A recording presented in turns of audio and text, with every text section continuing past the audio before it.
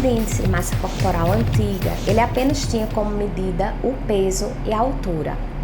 E esse cálculo ele foi feito em um tempo onde a gente não tinha tanto problema de obesidade e de acúmulo de gordura corporal, número 1. Número 2, também nessa época nós não tínhamos conhecimento de que a gordura corporal era um componente biologicamente e metabologicamente ativo. Então ela não tinha que ser tomado tanto em consideração, certo?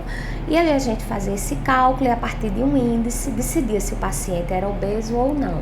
O que muda de fato com o cálculo do índice de massa corporal, o novo cálculo, é uma revisão matemática onde existe uma aproximação melhor para calcular o índice de massa corporal para as pessoas que são maiores, têm uma altura maior. Então, nessa situação, nesse novo cálculo, existe uma adequação melhor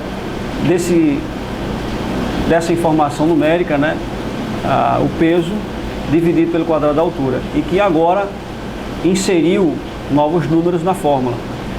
Fica 1,3 vezes o peso dividido pela altura elevado a 2,5.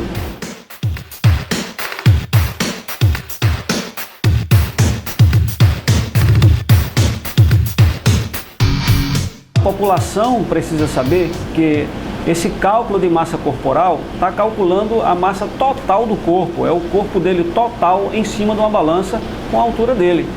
E esse corpo total dele tem composições diferentes. Possa ser que tenha mais músculos ou menos, mais gordura ou menos gordura. E esse IMC não identifica essas composições separadamente. Então, esse índice de massa corporal, para uma avaliação individual, ela não é adequada. Mas para uma avaliação populacional, ainda é utilizado.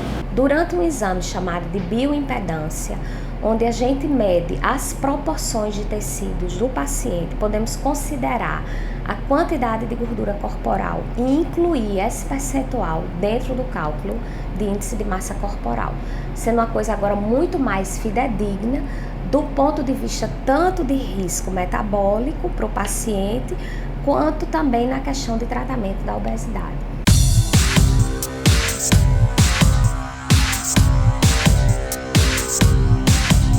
A massa gordurosa, ou seja, a massa gorda, é tudo aquilo que é medido e que tem relação com as células adipocitárias do organismo.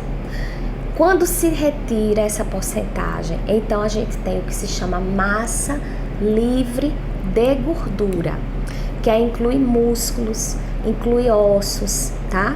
E essa massa livre de gordura, ela vai variar muito dependendo do perfil que o paciente tenha de treino. Paciente que treina, ele sempre vai ter uma massa livre de gordura maior do que quem não treina.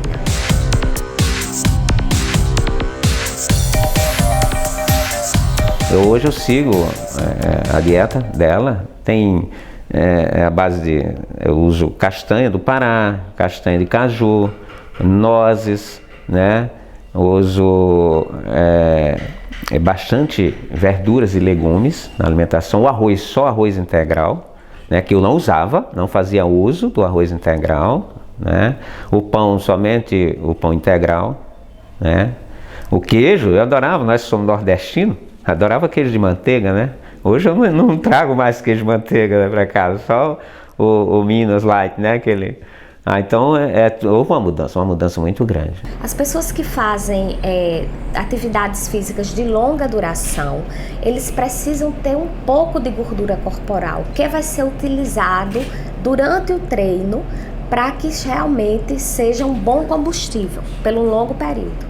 Então, no trabalho com ele, a gente priorizou manter essa massa magra muscular que ele tinha e durante os períodos que ele ia fazer as competições, ganhar um pouco de gordura corporal para poder ter combustível de reserva, um tanquinho de reserva para gastar durante a prova.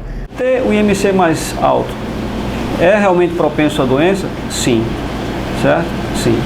Exceto se esse IMC ou essa composição total do corpo, depois de calculado, se referir a uma pessoa que tenha muita massa muscular e pouca gordura. Isso é uma exceção. Uma pessoa com índice de massa corporal 29, ela pode ser considerada praticamente obesa no cálculo anterior, porque aqui está levando em consideração apenas a fração do peso e da altura.